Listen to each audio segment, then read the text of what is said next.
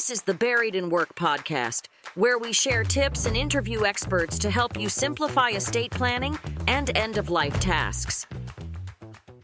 I'm Jared Rizzi. Today we have our guest, Danielle Knapp, who's the Chief Executive Officer of the Iowa Funeral Directors Association, the IFDA organization, which is dedicated to supporting over 525 funeral directors across the state of Iowa.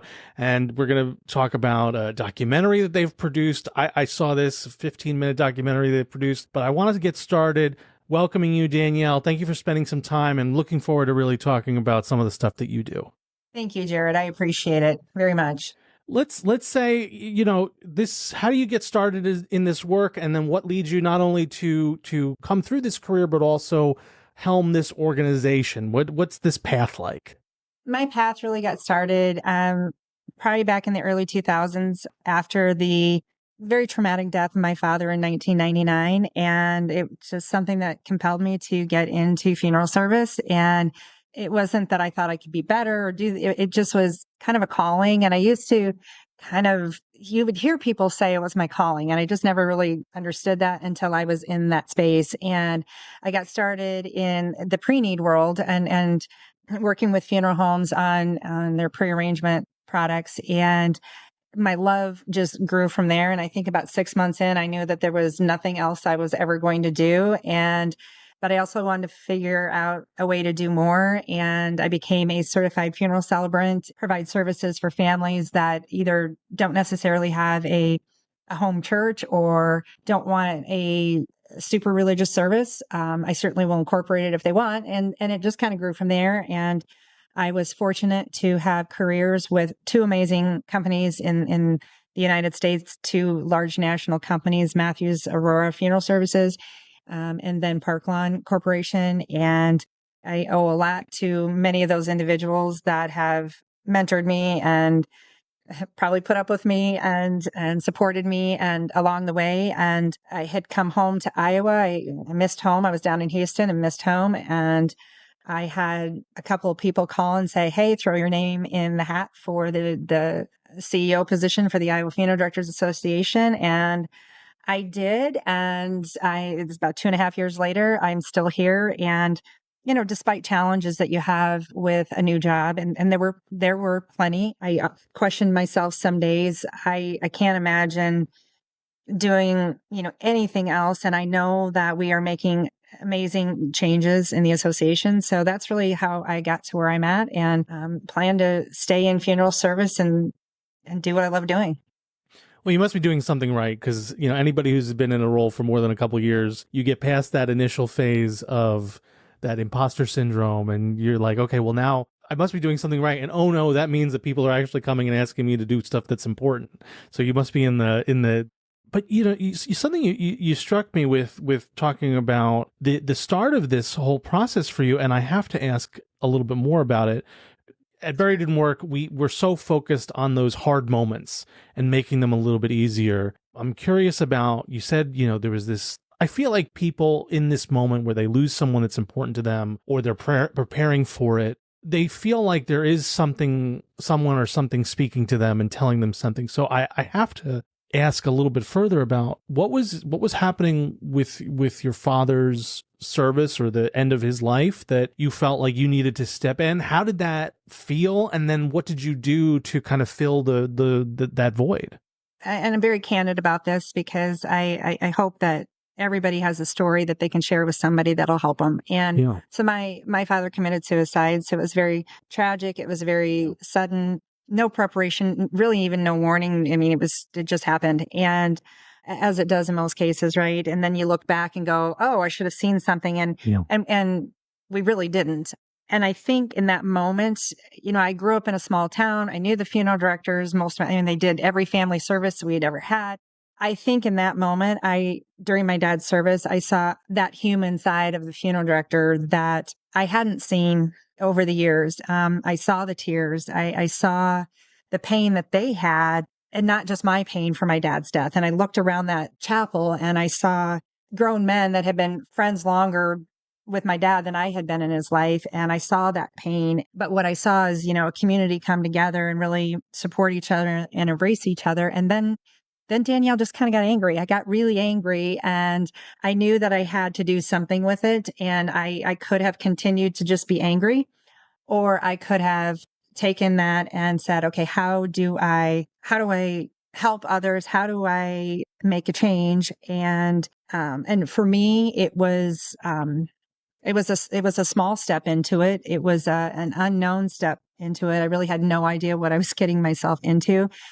But there was just, I can't even describe it. It was just a feeling that I had that this was what I was supposed to do. And I had about 6 months in, there were some of the most amazing funeral directors across the country, but I was blessed with being able to work with some of the best here in Iowa. And there was one that just absolutely believed in me and said, you're destined for more, and supported me 100% across the way. And we all need that one person. And so even when I said, I don't think I can do this, when I wanted to be a celebrant, I'm like, I don't know how I can stand up in front of a bunch of people and give a eulogy, let alone having to write it. Now I have to actually give it. Right. And that fulfills something that I will never be able to duplicate that in anything that I do anywhere.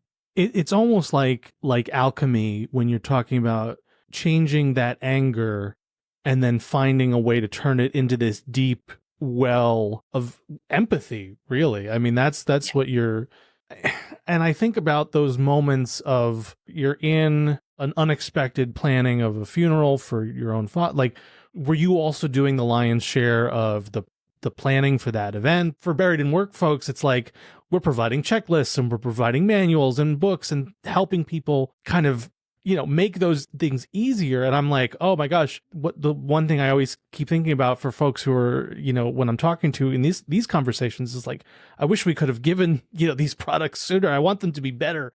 More importantly, like, what were you doing? Like, did you find yourself taking that anger and then immediately it was putting it into the event? And then eventually you're like, oh, and this also has created a well of empathy somewhere in me. What was that feeling? There was a very defining moment in my life where I knew I had to let go of the anger. And simultaneously, all these things were happening. I'm like, okay, I have to let go of this. I had 2 young children that needed their mom to be the best she possibly could be. And I wasn't always that person. And that's not always hard to accept and hear in your own mind, let alone actually express that to people and say, I wasn't a real good version of a daughter or sister or mother or wife. And at some point you have a choice. You get to head down that path that you're on, or you get to change it. And I think I remember the first celebrant service that I did, I stumbled over it. I think I threw up 3 times before I went into the service. And then I had another one, and the nerves are what probably allowed me to do a good job, because I went and did it. It was the third service that I did was actually for basically a parallel situation to my own. And I can remember just sitting there with that family saying, okay, I've got to do more. I have to do more. And it's okay to share my story, to let them know that what you feel right now, it's valid and it's real and it's overwhelming. But I promise you every day it's going to get a little easier. You still feel the grief, but grief is love. And you're still going to feel that all along. That moment probably healed me far more than it did them. That probably just kind of changed how I approached families moving forward. I sat in their space. I didn't take an order. I listened. I encouraged them to tell the stories that they didn't want to tell. And I always said, if you tell me something that you don't want me to use in a eulogy, sure, just tell me and I'll strike it. But I want you to release the things that you need to release and share those stories, because this is the beginning of your healing. Yeah. And, I don't get to do celebrant services as much as I would like. I mean, I still have people that will call me and say, hey, can you do this? And I am absolutely going to step up to the plate to do that, because that's something I can give to them. Sure. But that was really kind of that defining moment for me. And to this day, I will forever be grateful for the opportunity that, I don't want to say that the funeral director that's supporting me on this, that he gave to me. He actually shoved and pushed and threw me into this, because I went fighting and kicking to actually do the certification. But it's the best thing that could have probably happened to me, and gave me a better understanding of the families and what they go through and all the decisions that they have to make. And so I became an extension of the funeral director. I became that person that said, okay, I'll go in and have the tender, emotional, difficult conversations, because I might come out of there with something that you're not going to get from them when you're sitting down and talking about the 127 other things that you have to ask them just for a death certificate and services and disposition and all the things that go with planning a funeral. So I felt like I complimented the funeral director. And there's so many wonderful people out there like that, whether it's a celebrant or a funeral director's assistant. There's so many wonderful people out there that do that. And, I wasn't unique to that, but it was unique for me. At the time, it was very unique to a lot of the funeral homes that I had the privilege of working with. The celebrant wasn't, they're like, oh, that'll never fly here in Iowa because we're going to use our ministers in a church. And I even got to a point where I had one minister just say, just let Danielle do the service. Just let her do the service. And he would come to the services and he would sit in the back row with a smile on his face. And that was encouraging. And did he give you notes after? That's the best part. Did he give you notes after? Oh, no, he would just come up and say, well done. And or he would say, well, I probably would have used this scripture there. And I said, you know what? It wasn't my choice. It's the family's choice as to what they want to use. And maybe it doesn't always make sense, but that's what they need to hear. I've dressed up, I'll, share this with you sometime, Jared, but I dressed up like a clown one time for a service that I did for a shrine clown. For the shrine. Oh my gosh. Yeah. Those. Yeah. So you do what you have to put a smile on somebody's face, their absolute worst time. And I guess over the, 22 years I've been in and around funeral service in some way, shape, or form, I have the utmost respect for the men and women in this profession and that do what they do every single day, 365 days a year, 24/7. And they treat every family with the same compassion and support that they give to the first one that they met in the day to the last one that they met in the day. And I think for me, I get to work with some of the most fabulous people in the country. I'm so touched by what that funeral director saw in you and what clearly he was absolutely right about, which is that humanity, that empathy, and this real desire to help people, to bring them along. Obviously, that's a little bit of what we're trying to do with Buried in Work, making people's lives a little bit easier. And it's also that code switching that you described of, okay, we're going to talk about the technical details, and then I've got to be here and hear your most awful story, and I've got to do both, and then I've got to do another one in an hour, and I got to do both in that meeting as well. And that's a lot. It draws on some of the hardest, and for people who are doing this once in their lifetime or just a couple times, it's a lot. I can't imagine it gets a lot easier even when you're doing it as a profession every single day. And what I'm struck by too, because this is the conversation you and I are having, but there's also this documentary that you guys have put out, The Funeral Directors of Flight 232, there's that humanity is on display. These people who you got for this document, like there's this tragedy, this is 25 years ago now. I'm struck by over and over again, these people who are talking about their significantly younger selves and just this, it was a regular work day. And I mean, it's, you don't think about funeral directors, at least I hadn't, in like that first responder kind of way, but this was a real moment of, we're going to work, we don't know when we're coming out, and we're going to get this done, and we're just going to bring every ounce of our humanity. Can you talk about the push to get this? How do you decide that we need to tell this story? And then how do you decide that this is what we're going to do to tell this story? Why is this important? Because there is that humanity on display, and clearly you decided that you had to broadcast it more widely. Yeah. So when I started in my role with the Iowa Funeral Directors Association, we were in the midst of cleaning out an old office, getting ready to make a move. And I came across this tote, and I remembered the crash. I mean, it was up near where I grew up and where I went to college. So I remember the crash vividly. But I hadn't really paid attention. I was 17 or 18 years old, that I didn't really think about it from that perspective. And I was running from my own, aptitude test in high school, that my first thing on my aptitude test was I should be a funeral director. And I was like, oh, that's not happening. And what I sat down one day, crazy. Sorry. Yeah. Like how many times it's like one of those aphorisms where it's like, he sent a boat, like what? Right.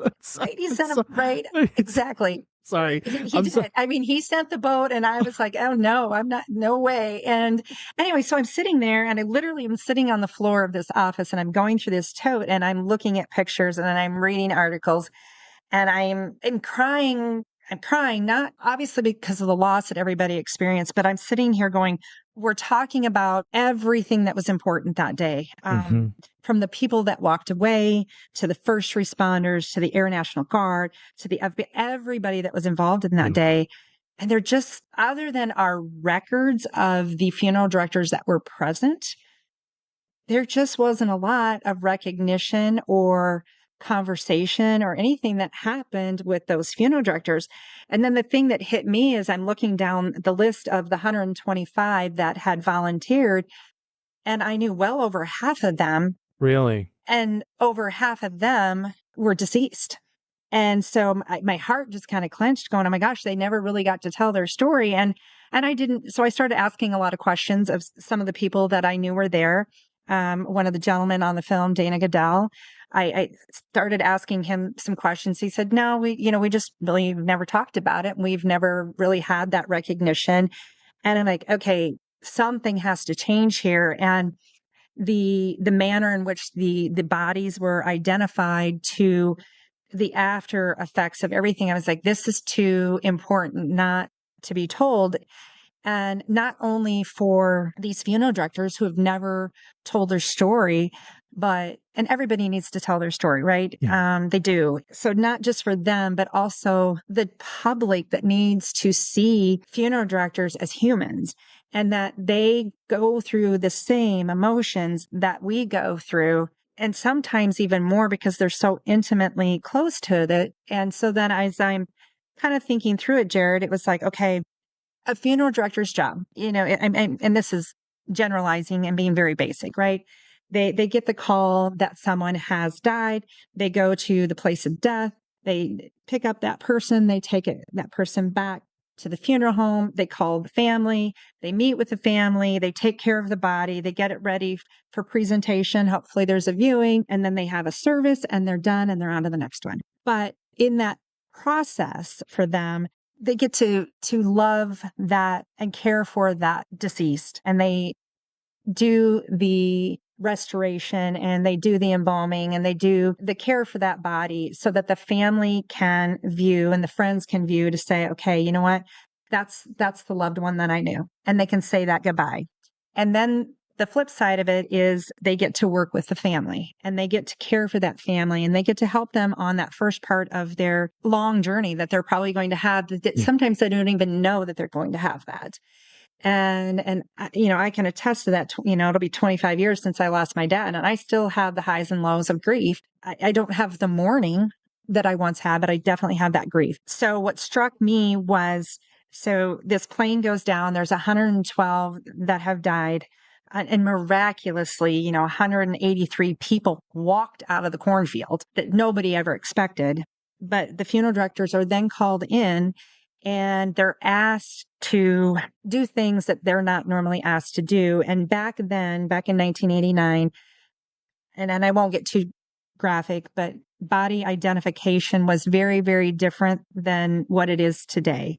Sure. And they talk about that in this short little clip of the documentary we are hoping to finish, but they talk about this and that's not what they do. They don't, for lack of a better word, they don't take a body apart and then don't make that body presentable for a family to see. And that's what they had to do. And then all those bodies were cared for. They were embalmed and they were put in a casket and each casket was put into a separate hearse and taken to an airport to get on another plane to go somewhere to their family. So you have that first step where they didn't get to care for the body like they would normally want to. And then they also had to just step away and they never got to meet with the family to finish caring for the family in the way that they do and what's part of their job. And so you had this job that they went in and did, and they didn't get to do really what they do other than they embalmed a body and put it in a casket. And so they left there, I think, feeling very frustrated, some of them very angry, some a little incomplete, Yeah. and went back to their day-to-day job. And nobody ever went to them and said, how are you feeling? And do you want to talk about this? Because guess what? You're a funeral director and that's your job. Yeah. Yeah. And that just didn't sit right with me. And so my initial thought process on this, Jared, was, you know what, I want to sit down and I want to talk to these funeral directors. And at convention, I want to do a panel of some of the funeral directors and see if they'll talk about this event, right? Then I threw my wild idea out to some friends of mine at FDLIC, and they're like, hey, we would love to help you. You know, we have a video department. We would love to help you with it. And I'm like, great. I reached out to the funeral directors and said, would you be a part of this? And a few of them were hesitant at first because like, well, what is this new gal doing? Because I was very new at the time. I don't think it was until we showed the video at convention that they realized really what I was trying to do. It's not about me, and it's not even about IFDA. It's about showing the side of the funeral director that they hurt and they have emotions, and this was hard for them. And even something that they do every single day, they still need to talk about it, and they still need to be recognized for the work that they did and continue to do every single day. And I was fortunate to have a lot of people step up and say, I want to be a part of this. And then at the banquet, we were able to recognize those that weren't even in the video. And they came up to me later and said, okay, I didn't realize what you were doing. And if you continue this, we would love to be a part of it. Well, it's funny too, because at one point in the documentary, the version that I was able to see, and obviously if there's more that's coming in advance or, you know, in commemoration of the 35th anniversary, you know, I'll look forward to seeing whatever Snyder cut version of this we end up getting. But I was struck by these are folks talking about how this is usually a very solitary profession. One person at one point says it's unusual to even have one other person across the table with you other than, you know, the deceased on the table. That was Robin. And then the idea of doing it in a hangar, in an airport hangar with tens or dozens or 100 other colleagues is so unusual. And I think like you've got the maybe unenviable job sometimes of herding a group of very solitary professionals who've, you know, are used to kind of working alone. And I think for people who are on the side of planning with a little bit more forethought of what that interaction is going to look like, oh, I want to have these arrangements, I want to plan this. Like, I'm struck by the way in which these people operate, the valor, the genuine humanity and valor that they show in this documentary. And then just also like reminding, as you're saying, these are regular people, and whether they're helping you with something that you're planning down the road or something that's already happened that you weren't expecting, they're here to help, and they're here to bring that humanity as much as they can to this process, which really is quite a process. Yeah, I think the best thing, or one of the best things that came out of this experience for these individuals with the help of many, many people was that the mass fatalities and how they're handled and body identification all changed. Yeah. And it became something that they had to look at and say, okay, we can do better. And they stepped up to the plate and did something that they could have said no to. And every single call that went out, every person said, I will be there. Yeah. And I can remember sitting in, doing the interviews and helping with the interviews and listening to their stories and seeing that raw emotion come out of them because they hadn't talked about it. It made me, I had a huge appreciation for them because this is what I do. But I think, Adam was there, and there was another gentleman there that had not been at a funeral directors convention and really hadn't been around it, and they were there to see the video, and they said, "Wow, that really put a funeral director in a different light for me. That is what I want to do and what they do every day." But acknowledging what they did that day or those 4 or 5 days after that crash, what they did. And what you don't see in this part of the video is the young boy that was carried out of the cornfield by Colonel Nielsen. And I was able to, with the help of you all at Buried in Work, I was able to connect with that young boy and have a great, really meaningful, powerful conversation with him. And the thing that stands out to me and and actually why he connected with me. I hope I wrote a very compelling email, but he said, I wanted to talk to you because I thought about who helped my brother and me, who took care of my brother and me because they survived. But he said, I didn't really think about who took care of my mom. And for me, that was kind of, that hurt. They're quiet behind the scenes. They're not there to get the pats on the back. They really aren't. But Jared, they deserve it. If that's what I was able to give them through even this 15 minutes, then I do mic drop and be done. Well, let me just end with one last question then, Danielle, which is, we're talking about this bridging that gap, whether it's in this crisis or in just the crisis of regular day of people's lives and the end of that life. You've got to bridge that gap, and the people who work with you have to bridge that gap, and the people who are listening to this trying to plan to bridge that gap. And you've got to do those two things at the same time. You've got to tackle these impossibly difficult logistics, and you've also got to be there to start the very human process of grief, or to move it along somehow, if not start it. For people who are listening to this and trying to wrap their heads around this process, trying to not be buried in work, not be overwhelmed by this process, not be lost, how do you help them bridge and actually get started? Well, I'll tell you, I think that's why I was drawn to Adam and having that conversation with him. I really saw the value of what you all are doing at Buried in Work. And I was fortunate to be there from very, very beginning, and where you are now is unbelievable. And I think we have to have the conversations, and they are difficult conversations because nobody wants to talk about their own death, but none of us are getting out of here alive. Right. And so whether it's a one-on-one situation or it's a, mass fatality or whatever it is, every scenario is going to look a little bit different. Every family is going to look a little bit different. Dynamics are going to change, but conversations still should be the same. And I think what I love about the products and offerings, and a lot of them that you guys have, really begin to allow people a safe place to begin to have those conversations and get things in order of what needs to be done. And I think that's such a compliment to what funeral directors do, but can also be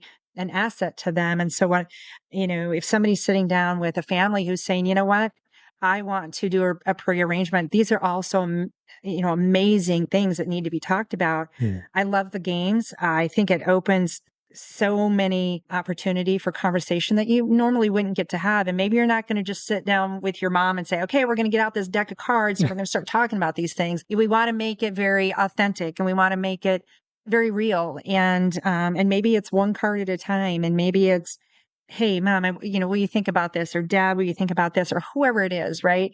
And I think that we can do such a great job of supporting our communities and helping our communities to begin to have these conversations. And then also say, here, we've had these conversations. These are the things that we need to do now. And here's the resources for you. It's harder and harder to have those because of even logistics. Yeah. So I think, again, what you guys are doing allows people to have those conversations. If my mom's 3 hours away from me, and I can, get on the phone and say, hey, look at this. For me, it's having the hard conversations. And I think funeral directors do an amazing job for that. Most of them do an amazing job at having those hard conversations.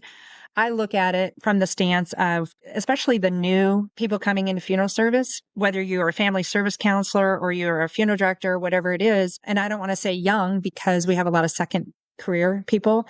I think giving them the tools and the platforms and the things that are necessary to have the difficult conversation is very compelling to me. And I can think of, even with my time with Matthews Aurora and what I did for them, this would have been such an amazing addition to what I was already doing. And so I commend you guys for doing this. And I really I jumped on it when Adam said, hey, let's have a conversation. And I'm glad I did. Well, so are we. We're both glad that you did as well. And of course, she's talking about Adam Zuckerman, who's the founder of Buried in Work. I'm Jared Rizzi, your host for this episode of Buried in Work, and Danielle Knapp, who's the CEO of the Iowa Funeral Directors Association. I am so grateful for the time, for the expertise, for all of the hospitality. I think, I come from a restaurant family. I think there's a lot in common with this kind of commitment to just meeting people where they are, leaving them a little bit better than you found them. I see a lot of similarities between these roles, and it's one of the reasons why I feel like you and I have gotten along so well on and off microphone for this conversation. But for all of this, I just want to say thank you. Thank you for bringing all of you to this conversation and to the work that you're doing. We are immensely grateful for it. Danielle, thank you so much. Yeah, thank you, Jared. I appreciate you guys very much. This is another Buried in Work podcast episode. We feature tips and stories from industry professionals specializing in estate planning, end-of-life tasks, making all that more manageable. If you found this episode meaningful, I would ask that you please consider leaving a review, following us on our social media, or visiting us on our website, which is buriedinwork.com. And remember, for podcast listeners, you can save 10% off on Buried in Work's estate preparation package and those games that Danielle mentioned with code BIW podcast. The games, I'm a game person myself, so I already love the games, but I appreciate the vote of confidence. One more time, Danielle, thanks again for the time. This has been Buried in Work podcast. Thanks for listening to another episode of the Buried in Work podcast. Remember, you can save 10% on our estate preparation package and games with code podcast10 at buriedinwork.com.